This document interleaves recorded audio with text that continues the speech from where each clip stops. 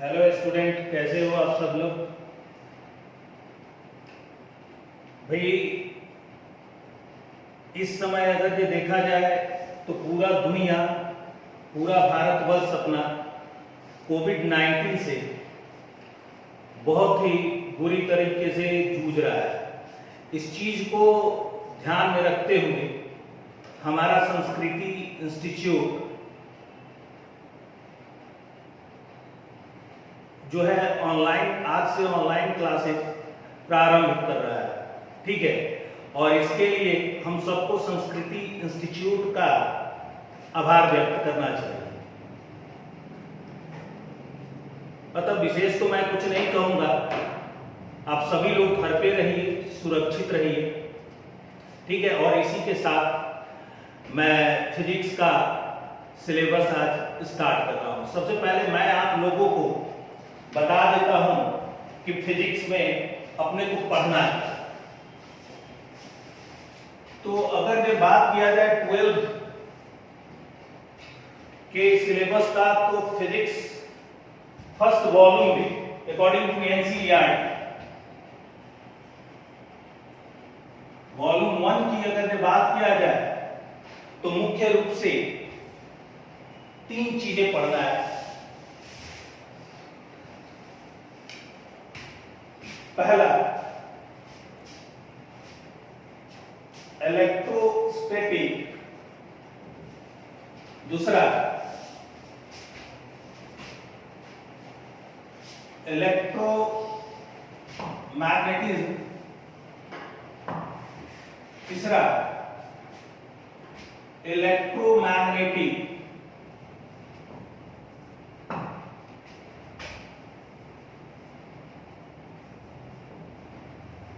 Wave. वही अगर second volume की बात किया जाए तो सेकेंड वॉल्यूम में अपने को ऑप्टिक्स पढ़ना है। ऑप्टिक्स में 2 चीजें पढ़ना है। पहला, ज्योमेट्रिकल ऑप्टिक्स, और दूसरा, वेव ऑप्टिक्स। दूसरा चीज अपने को मॉडर्न फिजिक्स भी पढ़ना है सेकेंड वॉल्यूम में। And third one is electronic devices and communication. एक बार मैं रिपीट कर देता हूं। एनसीईआरटी के मुताबिक फर्स्ट वॉल्यूम में electrostatic, second one is electromagnetism, third one is electromagnetic wave, and second volume में ऑप्टिक्स, जिसमें कि 2 पार्ट हम लोग कवर करेंगे। First one is geometrical optics and second one is wave optics. और अगर दूसरे टॉपिक की बात किया जाए तो मॉडर्न फिजिक्स भी पढ़ना है और साथ में इलेक्ट्रॉनिक डिवाइसेस एंड कम्युनिकेशन भी पढ़ना है। ये अपना सिलेबस का है। लेकिन हम लोग स्टार्ट आज से करने जा रहे हैं जो वो इलेक्ट्रोस्टैटिक को स्टार्ट करने जा रहे हैं। इलेक्ट्रोस्टैटिक, तो चलिए देखते हैं कि क्या चीज होता है इलेक्ट्रोस्टैटिक। चलिए एक तो देखते हैं इलेक्ट्रोस्टैटिक क्या करता है।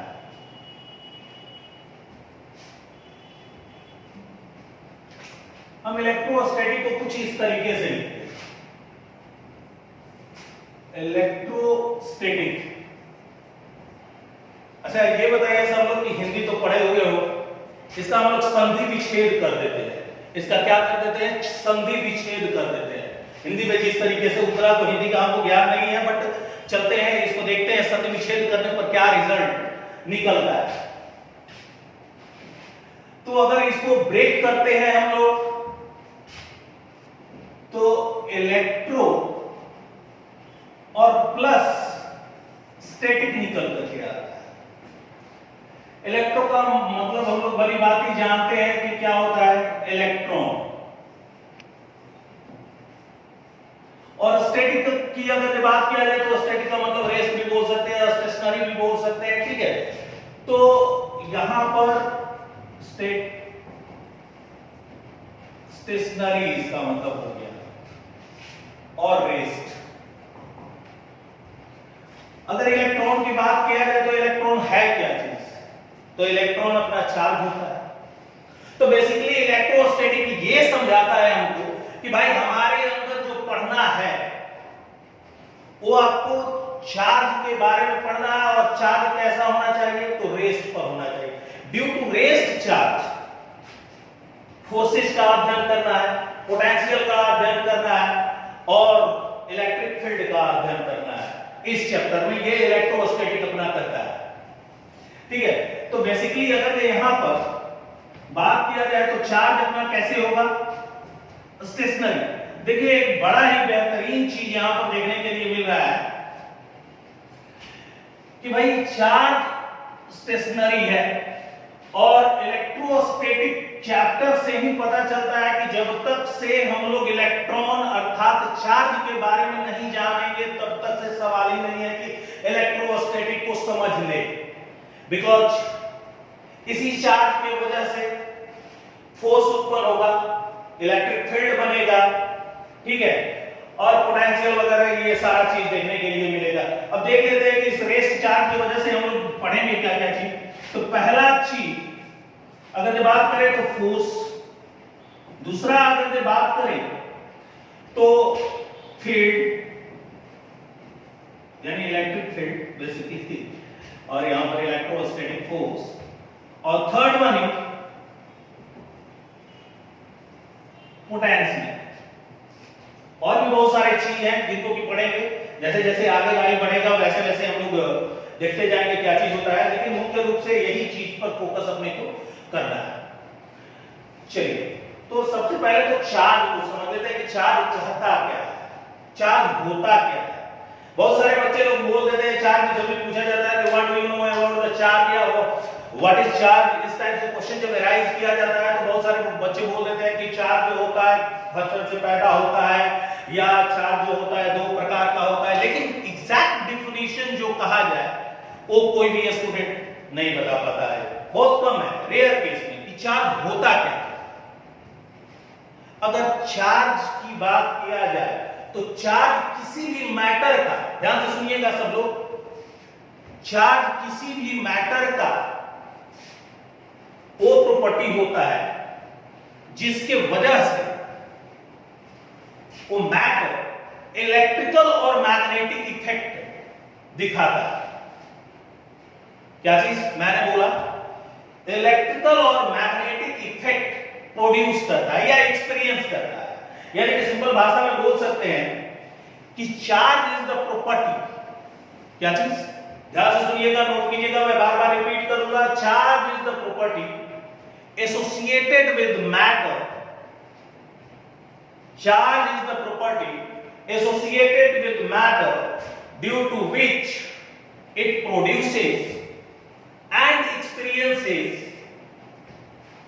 produces and experiences electrical and magnetic effect। क्या चीज मैंने बोला, एक बार फिर से रिपीट कर दे रहा हूं कि charge is the property associated with matter due to which it produces electrical and magnetic effect. ठीक है, ये तो हुआ चार्ज का डिफिनीशन। आप लोग नोट कर लीजिएगा इस चीज को मैं लिखने नहीं जा रहा हूं बिकॉज आप लोग मैच्योर बच्चे हो गए हो। सो चलते हैं चार्ज के प्रॉपर्टी और इसका, हाँ, एसआई यूनिट की बात कर रहे थे, तो चार्ज का जो एसआई यूनिट होता है, आगे और भी इलेक्ट्रिकल और मैग्नेटिक इफेक्ट पर हम लोग डिस्कस करेंगे, लेकिन फिलहाल तो आप लोगों को कुछ आता नहीं है, तो इसलिए केवल इतना ही दिमाग में रखिए कि इलेक्ट्रिकल और मैग्नेटिक इफेक्ट चार्ज की वजह से जनरेट होता है। अब कैसे होता है, जैसे जैसे चैप्टर आगे बढ़ेगा वैसे वैसे हम लोग देखते जाएंगे। चार्ज का जो एसआई यूनिट होता है वो कूलम होता है, ठीक है, और ये एसआई यूनिट हो गया, SI unit of charge. Second thing, smallest unit of charge smallest unit of charge is what? Is electron. And value of electron is basically we defined inside the mole, and value of electron is plus minus 1.6 into 10 to the power minus 19 coulomb. ध्यान रखिएगा, SI unit of charge is coulomb and the smallest unit of charge is electron, which is equal to plus minus 1.6 into 10 to the power minus 19 coulomb. वही अगर बात करते हैं तो 11-12 पर तो ये स्मॉलेस्ट यूनिट ठीक ठाक है, लेकिन इससे भी छोटा यूनिट होता है, that is known as quarks. That is known as what? Quarks. That is known as, note में बेसिकली इसको लिख लीजिएगा, क्योंकि ये चीज पर हमको काम नहीं करना है, बस नॉलेज के लिए मैं ये बता दे रहा हूं. Quarks, and value of quarks is E by 3 plus minus E by 3. इसी तरीके से plus minus 2E by 3 like this. ठीक है, बट इसको ध्यान में मत रखिएगा, क्योंकि अपने को जो काम करना है वो इस वैल्यू पर काम करना है. ठीक है, ये तो हो गया चार्ज के बारे में कि चार्ज होता क्या है.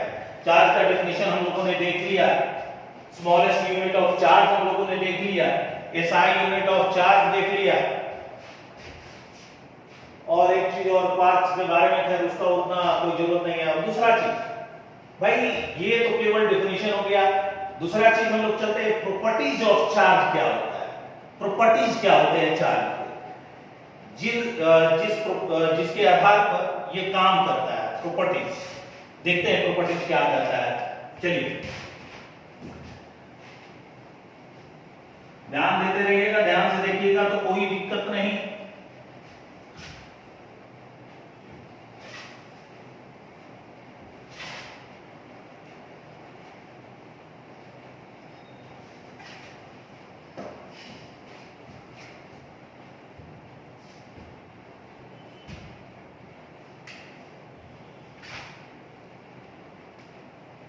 Properties of charge.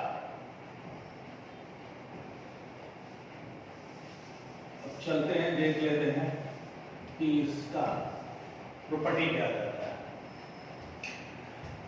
तो ये सब चीज तो हम लोग जान ही चुके कि भाई SI यूनिट क्या होता है, फिर उसका स्मॉलेस्ट यूनिट क्या होता है. यहां से स्टार्ट करते हैं हम लोग.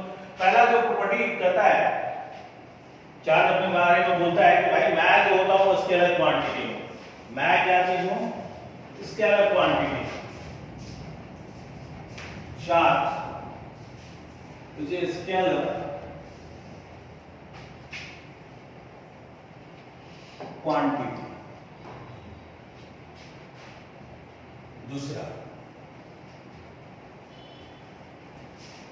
charge is associated with mass. Charge is associated with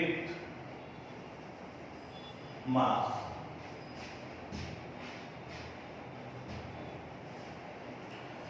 third one is,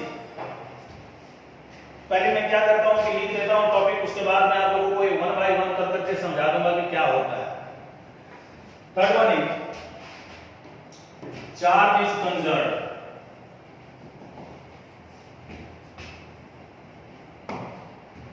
Fourth, charge is quantization of charge. Quantization of charge. Fifth, additivity of charge. 6, it produces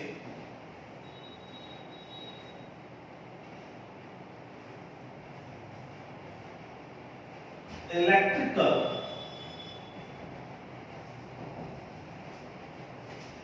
and magnetic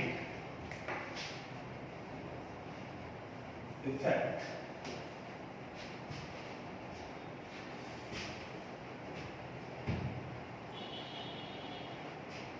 ठीक है, इसके बारे में तो कुछ वैसा खास बताने का जरूरत नहीं है। स्केलर और वेक्टर के बारे में सब कुछ आप लोग जानते ही हो कि स्केलर किसको बोलते हैं और वेक्टर किसको बोलते हैं। जैसा थोड़ा सा डिस्कस कर लेते हैं कि वेक्टर भाई वो चीज होता है जिसके पास डायरेक्शन और मैग्नीट्यूड दोनों ही होते हैं, और स्केलर वो क्वांटिटी है जिसके पास केवल और केवल मैग्नीट्यूड होता है।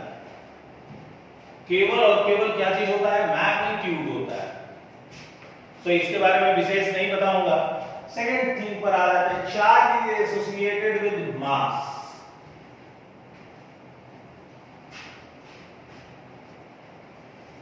Charge cannot exist.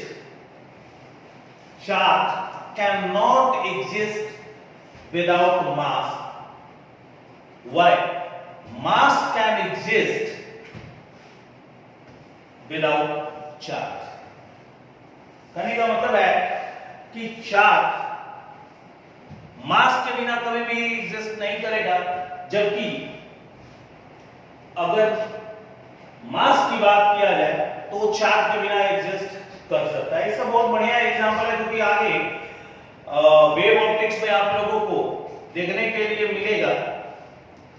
फोटोन का बात अगर किया जाता है तो उसका रेस्ट मास कुछ भी नहीं होता है, और रेस्ट मास नहीं होता है तो उसके पास चार्ज भी नहीं होता, मतलब नहीं हो सकता है। जब मास ही नहीं है तो चार्ज नहीं होता। कहने का भाई ये सबसे बेहतरीन एग्जांपल है, और भी बहुत सारे एग्जांपल है लेकिन पढ़े ही नहीं है आप लोग, तो मैं क्या विशेष रूप से बताऊं। फिलहाल के लिए आपको याद रखना है कि मास के बिना चार्ज जो है एग्जिस्ट नहीं कर सकता है, जबकि चार्ज मास के बिना चार्ज एग्जिस्ट नहीं कर सकता है, जबकि चार्ज के बिना मास एग्जिस्ट कर सकता है। ये चीज याद रखना है इस पॉइंट में। Charge is conserve. Charge is conserve की अगर मैं बात करूं तो एक सिंपल क्वेश्चन मैं पूछता हूं। बेसिकली ये जो बात कहा गया है ये किसी भी सिस्टम के लिए हो सकता है, जिस भी सिस्टम के पास चार्ज है उसमें हो सकता है। और सबसे इसका बेहतरीन एग्जांपल है, जैसे फॉर एग्जांपल में अगर ले लिया जाए एक ग्लास रॉड और एक सिल्क क्लॉथ, तो इनिशियली हम लोग क्या पाते हैं? इनिशियली हम लोग, आई थिंक आप सभी लोग इन सारे पॉइंट्स को उतार लिए होंगे, तो मैं मिला रहा हूं यहां तक के पॉइंट्स को।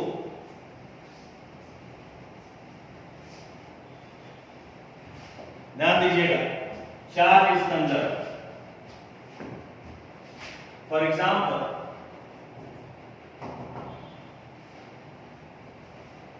जैसा कि मैंने बोला कि ग्लास रॉड और सिल्क क्लॉथ को ले लेते हैं,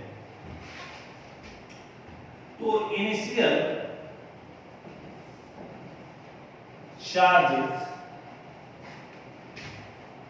on glass rod is equal to 0. Second, on silk cloth is equal to 0.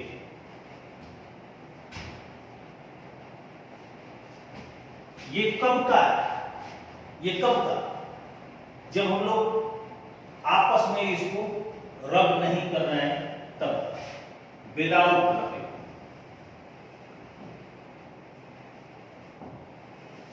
अगर बिना रब किए हुए इनिशियल स्टेज में अगर देखते हैं तो ग्लास रॉड पर चार्ज कितना होता है? 0। सिल्क क्लॉथ पर कितना होगा, तो 0 होगा। फिर उसके बाद अगर इनका नेट चार्ज का वैल्यू निकाला जाए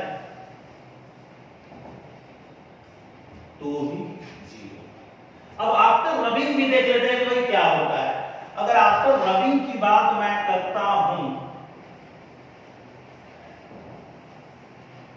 आफ्टर रबिंग की बात मैं करता हूं, तो सपोज कर लेते हैं कि रब करने के बाद ये चार्जेस का नेचर होता है कि एक बॉडी से दूसरे बॉडी पर ट्रांसफर हो जाए।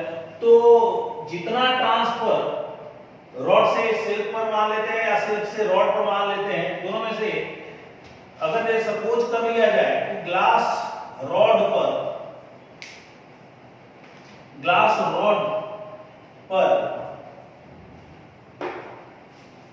+5 कूलम्ब रह जाते हैं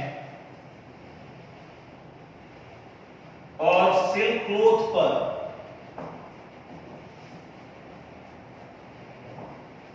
आफ्टर रब, जैसा कि मैंने लिखा हुआ है, -5 कूलम्ब आ जाते हैं। तो पर भी ऐड करने के बाद में हम लोग क्या देखते हैं, जी, इट मींस व्हाट, कि जितना इनिशियल चार्ज था उतना ही फाइनल चार्ज। और इसी पर स्टेटमेंट कहा जाता है कि चार्ज को ना ही नष्ट किया जा सकता और ना ही उत्पन्न किया जा सकता है। ठीक है, तो फाइनली अगर ये रिजल्ट हम लोग देखते हैं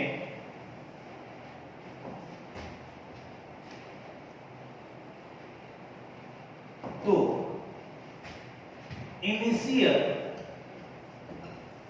charge is equal to final charge. It means what? Charge is conserved. It means what? Charge is conserved. Charge can neither be created nor be destroyed. Charge can neither be created nor be destroyed. ठीक है, तो अब हम लोग आगे बढ़ जाते हैं। एक और एग्जांपल देख लेते हैं, उसके बाद में इस पर कुछ हम लोग छोटा सा एक न्यूमेरिकल करेंगे। एक एग्जांपल की अगर मैं बात करूं तो गामा के पास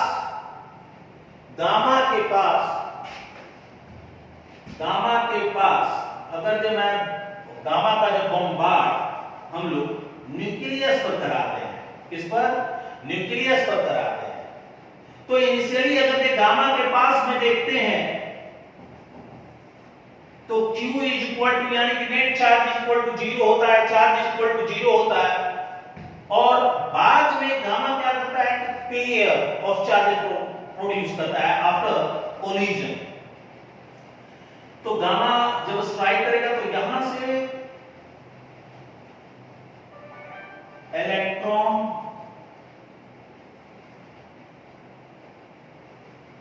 माने कहने का मतलब पॉजिट्रॉन और इलेक्ट्रॉन दोनों बराबर मात्रा में निकलेंगे।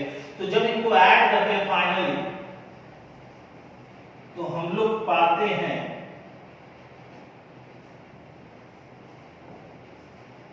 Charge is equal to 0। It means यहां से भी क्लियर है कि जितना इनिशियल चार्ज था उतना ही फाइनल चार्ज है, जितना इनिशियल चार्ज है उतना ही फाइनल चार्ज है। ठीक है, तो आप लोग इसको नोट कर लीजिए और तब मैं आगे बढ़ता हूं।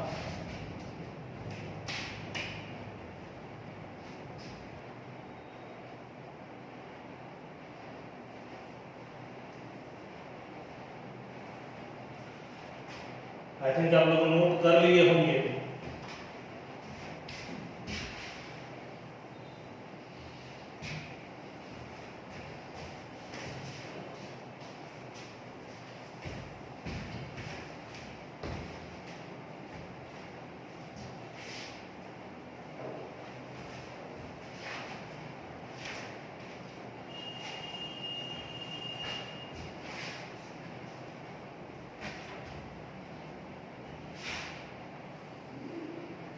चलिए, तो अब इस पर एक क्वेश्चन कर लेते हैं।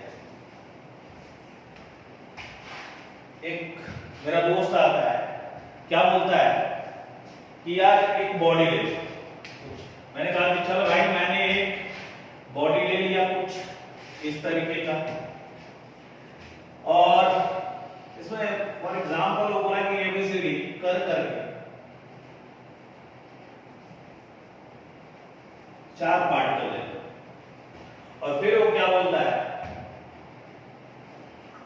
कि इस पर +5 कूलम दे दिया जाए, दूसरे पर -2 कूलम दे दिया जाए, तीसरे पर +4 कूलम दे दिया जाए, और चौथे पर -8 कूलम दे दिया जाए। एग्जाम्पल है, ध्यान रखिएगा। न्यूमेरिकल देखिए बहुत इंपॉर्टेंट चीज होता है फिजिक्स में। अगर न्यूमेरिकल डेरिवेशंस आपको नहीं आते हैं तो इट मींस थ्योरी में कुछ नहीं होता है, आप फिजिक्स नहीं पढ़ सकते हैं। मैं बार बार ये बात समझाता हूँ। सो न्यूमेरिकल पे आप फोकस एकदम बहुत अच्छे तरीके से कीजिएगा। और चलिए, तो एक दोस्त मेरा आ गया, उसने ये चीजें दे दिया। अब ध्यान दीजिए, एक और मेरा दोस्त आ जाता है, वो भी कम खतरनाक नहीं है, बहुत खतरनाक है। वो आता है तो उससे बर्दाश्त नहीं हुआ, वो क्या बोलता है कि यार तू केवल उसी का बात सुनेगा, मेरा नहीं सुनेगा। मैंने कहा कि ठीक है भाई, चल तू भी बोल दे। तो चल मैं थोड़ा सा डिफरेंट करके बोलता हूं तुम लोगों के सम्मान में, ऐसा कर करके उसने बोला। तो बोलता क्या है कि यहां पर यदि -3 कूलम ले लो, यहां पर यदि +2 कूलम ले लो, और यहां पर -6 कूलम ले लो, तो ये बताओ कि चौथे वाले के पास चार्ज कितना रह जाएगा? चौथे वाले के पास चार्ज कितना रह जाएगा? तो जैसा कि हम लोग पढ़ चुके हैं कि initial charge is equal to final charge. Charge can neither be created nor be destroyed. तो सिंपल सा बात है कि initial charge is equal to final charge. यही होता है कॉन्सेप्ट भाई, अभी भी हम लोगों ने पढ़ा। तो देख लेते हैं इनिशियली क्या क्या चीज था और बाद में क्या क्या चीज है। तो मैं फॉर एग्जांपल में यहां पर जस्ट एज्यूम कर लेता हूं अपने सुविधा के लिए, x मान लेता हूं कि यहां पर x चार्ज है, और इसी x चार्ज का अपने को वैल्यू निकालना। चलो देख लेते हैं। तो मैं सबसे पहले तो अपना कॉन्सेप्ट लिख देता हूं कि initial charge is equal to final charge. Initial charge is equal to final charge. तो इनिशियल चार्ज हमारे पास कितना था? 5 कूलम, -2 कूलम, +4 कूलम, -8 कूलम। तो 5 कूलम हो गया प्लस। कैसे लिखते हैं? ध्यान देने वाली बात है कि charge is a scalar quantity. दूसरा चीज रिलेटिविटी नेचर के अकॉर्डिंग अगर बात किया जाए तो चार्ज को विथ साइन जोड़ते हैं। अगर दे चार्ज के साथ में माइनस है तो माइनस लेंगे, अगर दे चार्ज के साथ में प्लस है तो प्लस लेंगे ही लेंगे। विदाउट साइन हम लोग कभी भी काम नहीं चार्ज के साथ में करेंगे, ध्यान रखिएगा, ये इसका प्रॉपर्टी है। तो इनिशियल चार्ज +5 कूलम, फिर उसके बाद में अगर बात किया जाए तो कितना है? -2 कूलम है। फिर अगर बात किया जाए तो यहां पर कितना है? +4 कूलम है। फिर अगर बात किया जाए तो यहां पर कितना है? वैसे तुम लोग समझ ही गए होंगे कि मैं क्या कर रहा हूं, लेकिन फिर भी एज ए अध्यापक समझाना मेरा कर्तव्य है, ठीक है। -3 कूलम, फिर बाद में कितना दिया था? +2 कूलम, -3 कूलम दिया था मेरा दोस्त, दूसरा वाला दोस्त, और फिर 2 कूलम, और लास्ट में एक वैल्यू दिया था -6 कूलम, ठीक है। और बोला था कि इस पर कितना, तो यहां पर मैंने एज्यूम कर लिया था x। मैंने क्या चीज एज्यूम कर लिया था? x। तो यहां पर x को भी लिख देते हैं, x कूलम। अपने को निकालना किस चीज का वैल्यू है, तो x। तो क्या करना है यार, सिंपल अलजेब्रा सब लोग जानते हैं, खूब आसानी से निकाल सकते हो। तो चलो देख लेते हैं। विथ साइन कैलकुलेट करना है। 5 4 9, तो 9 हो गया पॉजिटिव, और 8 और 2 10, -10 हो गया। कितना हो गया? -10 कूलम हो गया, इज इक्वल टू -3 और 2 कितना हो गया? यहां पर प्लस किया जाए, बाद में कर लो तो 2 कूलम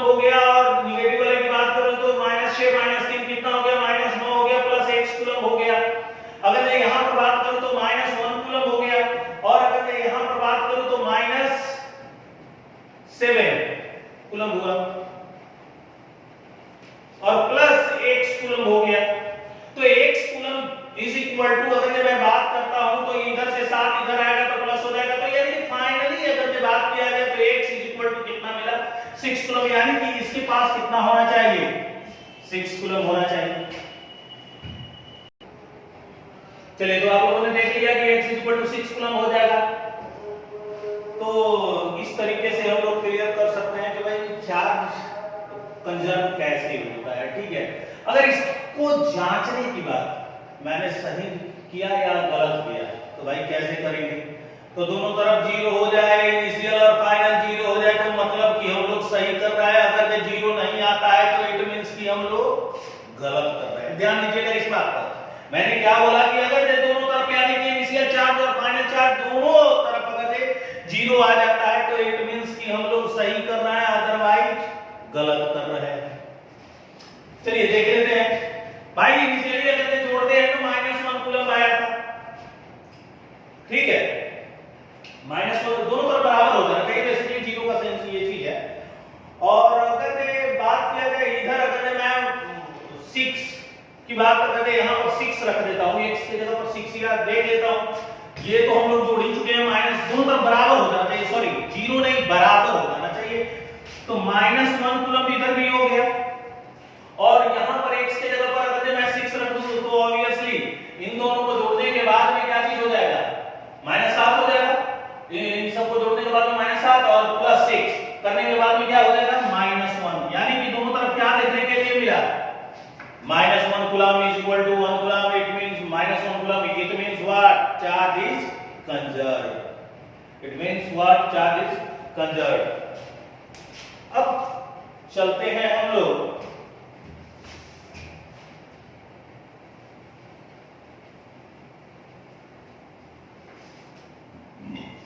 कंजर्वेशन ऑफ चार्ज के बाद में।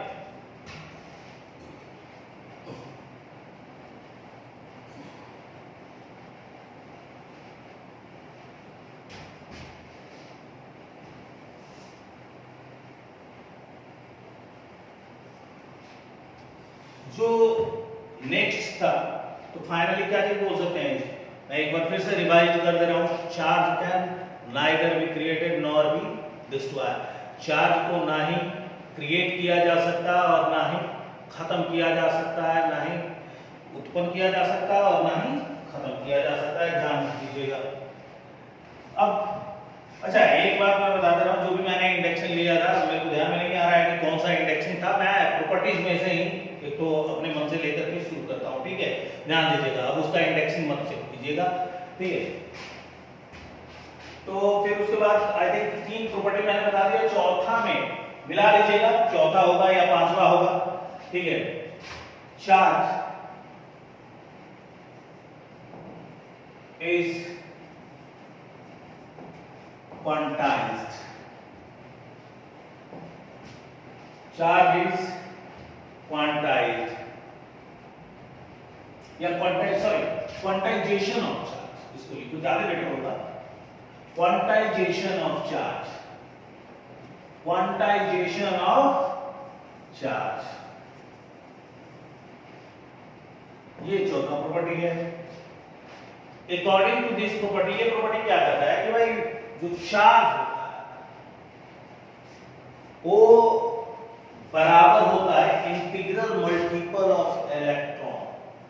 इसके ये अपने बारे में कहता है क्या चीज कि भाई मेरे अनुसार चार्ज होना चाहिए वो किसके बराबर, इंटीग्रल मल्टीपल ऑफ इलेक्ट्रॉन के बराबर होना चाहिए। यानी कि बात किया जाए तो ये जो होगा Q is equal to plus minus NE। किसी भी बॉडी में चार्ज जो होता है कैसे होता है, तो इंटीग्रल मल्टीपल ऑफ इलेक्ट्रॉन के बराबर होता है। Where N is integer number, means charge को Q is equal to plus minus 5 ही लिखा जा सकता है, प्लस माइनस 4 ही लिखा जा सकता है, प्लस माइनस 3 लिखा जा सकता है, इस तरीके से लिखा जा सकता है। लेकिन अगर हम चार्ज को ऐसे लिखना चाहें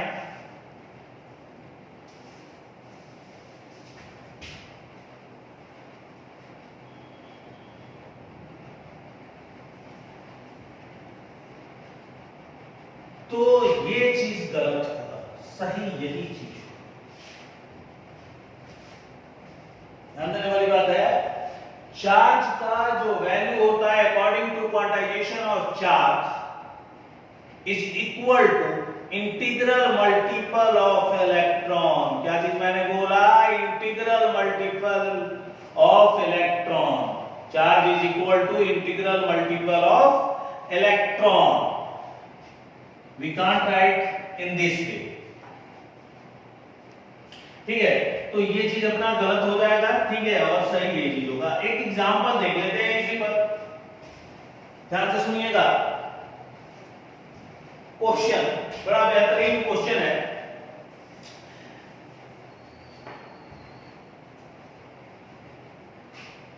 कि अगर एक एबोनाइट रॉड लिया जाए या ग्लास रॉड, थोड़ी देर पहले हम लोग एग्जांपल में देख ही रहे थे, तो ग्लास रॉड लिया जाए और एक सिल्क क्लॉथ लिया जाए। यदि ये मान लिया जाए कि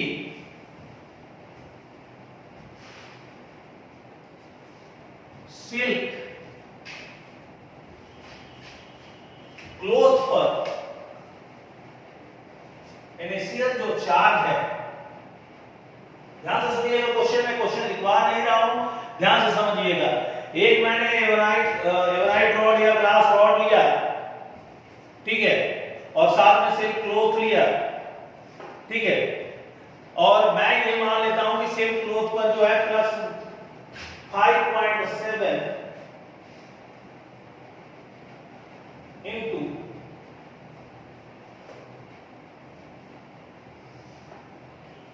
4.8 into 10 to the power minus 19 coulomb है। इतना चार्ज है किस पर? ग्लास रॉड और ebonite rod. Glass rod and glass rod पर इतना है, ठीक है। तो आफ्टर रबिंग आपको बताना है कि what is the charge on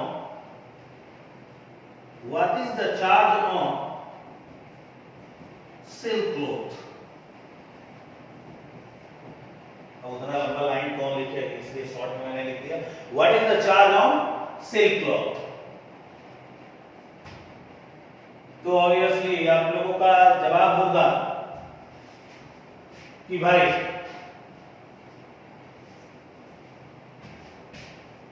ये टोटल आफ्टर रबिंग ही आया था, बेसिकली ये आफ्टर रबिंग ही है।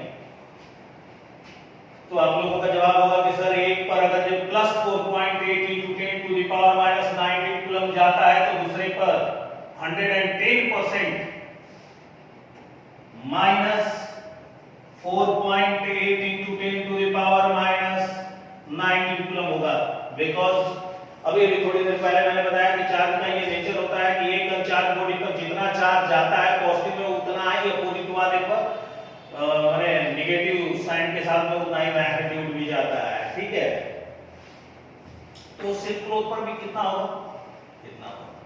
अच्छा, दूसरा अगर बात किया जाए, मैंने थोड़ी देर पहले एक प्रॉपर्टी समझाया कि charge is associated with mass, या charge can not exist without mass, but mass can exist without charge। ठीक है, खैर उससे कोई खास मतलब नहीं है, फिर भी इस बात को ध्यान दीजिएगा। अब मेरा सवाल ये चीज है कि सिल्क क्लॉथ पर यदि इतना चार्ज ट्रांसफर हो गया तो मेरा क्वेश्चन है कि क्या मास भी ट्रांसफर हुआ? क्या मास भी ट्रांसफर हुआ? बिल्कुल मास भी ट्रांसफर होगा, बिकॉज इलेक्ट्रॉन के पास तो मास होता ही, इलेक्ट्रॉन के पास तो मास होता ही। मास कितना होता है? 9.1 into 10 to the power minus 31 kg। कितना होता है? 9.1 into 10 to the power minus 31 kg होता है। तो इट मींस अगर इतना चार्ज, तो पहले तो मैंने सवाल पूछा कि मास ट्रांसफर होगा, तो यस मास ट्रांसफर होगा। कितना मास ट्रांसफर होगा? तो मास on the silk, mass on the silk cloth, भाई ध्यान दीजिएगा, थोड़ा मेरा राइटिंग जबरदस्त है इसलिए कायदे से पकड़ने का कोशिश कीजिएगा, नहीं तो आपका फ्रस्ट्रेशन हो जाएगा। मास ऑन द सिल्क क्लॉथ कितना हो जाएगा भाई? तो 4.8 into 10 to the power minus 19, और एक इलेक्ट्रॉन पर कितना मास होता है भाई? 9.1 into 10 to the power minus 31 kg। अब इसको मल्टीप्लाई वगैरह कर लीजिएगा, मैं समझता हूं आप लोगों को गुणा भाग बहुत अच्छे तरीके से आता है।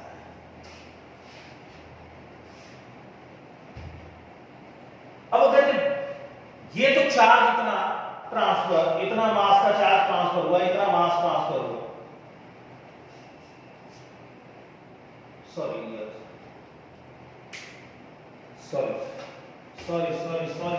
थोड़ा सा एक लिटिल बिट मिस्टेक हो गया। सबसे पहले तो अपने को नंबर ऑफ इलेक्ट्रॉन निकालना होगा कि भाई कितना नंबर ऑफ इलेक्ट्रॉन। तो सबसे पहले मास निकालने के लिए नंबर ऑफ इलेक्ट्रॉन हम लोग निकालेंगे। नंबर ऑफ इलेक्ट्रॉन की अगर ये बात करते हैं तो भाई क्या पढ़े क्वांटाइजेशन में? Q is equal to plus minus n e. Q is equal to क्या चीज? Plus minus n e. तो यानी कि n इज इक्वल टू अगर मैं बात करूं तो क्या चीज हो जाएगा भाई? Q by E। तो Q बाई E, Q की अगर मैं बात करूं तो कितना चार्ज है? 4.8 into 10 to the power minus 19 coulomb. और E क्या चीज है भाई? Smallest unit of charge. क्या चीज है? Smallest unit of charge. It means what? 1.6 into 10 to the power minus 9, sorry यहां पर लिखना था 1.6 into 10 to the power minus 19। भाई देख लीजिएगा, इंसान से गलती होता है, थोड़ा बहुत कहीं हो जा रहा है मिस्टेक, उसके लिए सॉरी है। तो कितना इलेक्ट्रॉन ट्रांसफर हुआ? 3। टोटल नंबर ऑफ इलेक्ट्रॉन कितना ट्रांसफर हुआ? 3 इलेक्ट्रॉन ट्रांसफर हुआ। इट मींस कि सिल्क क्लॉथ पर कितना मास गया होगा? तो मास ऑन द सिल्क क्लॉथ अब देखेंगे हम लोग कि मास ऑन द सिल्क क्लॉथ कितना हो जाएगा भाई? मास on the silk cloth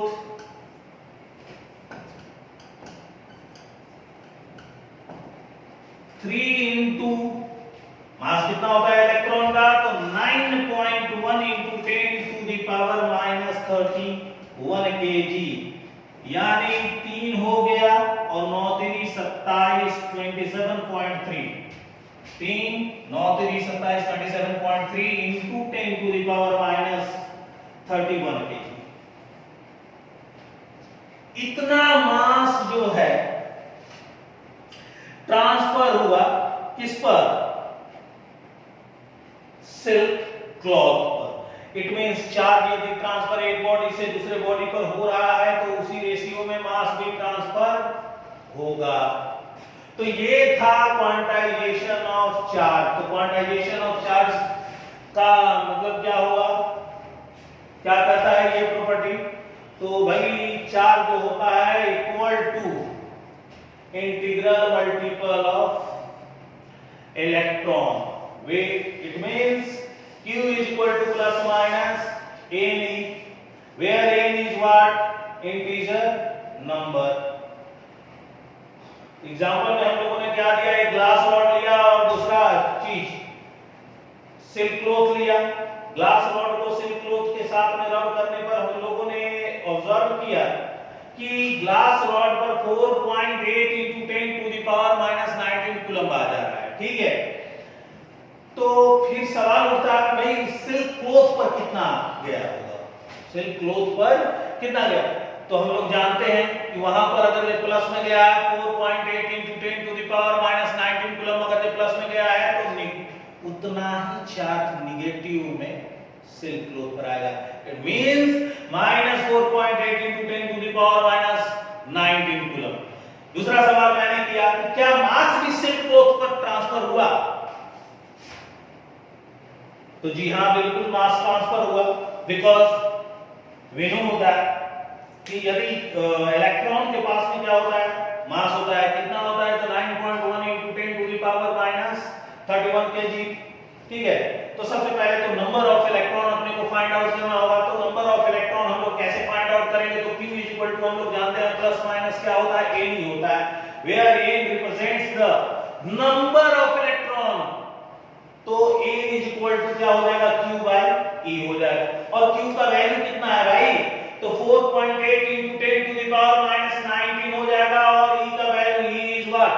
Smallest unit of charge, and value of smallest unit of charge is 1.6 into 10 to the power minus 19 coulomb. तो 1.6 से अगर जब इसको डिवाइड 3 बार में गया और 10 to the power minus 19 से 10 to the power minus 19 खत्म ही हो गया, तो टोटल कितना आया? 3 आया। अब 3 से मास अगर बात किया जाए मास का, तो कितना हो जाएगा? 3 into 9.1 into 10 to the power minus 31 kg, यानी कि 27.3 into 10 to the power minus 31 kg। ये चीज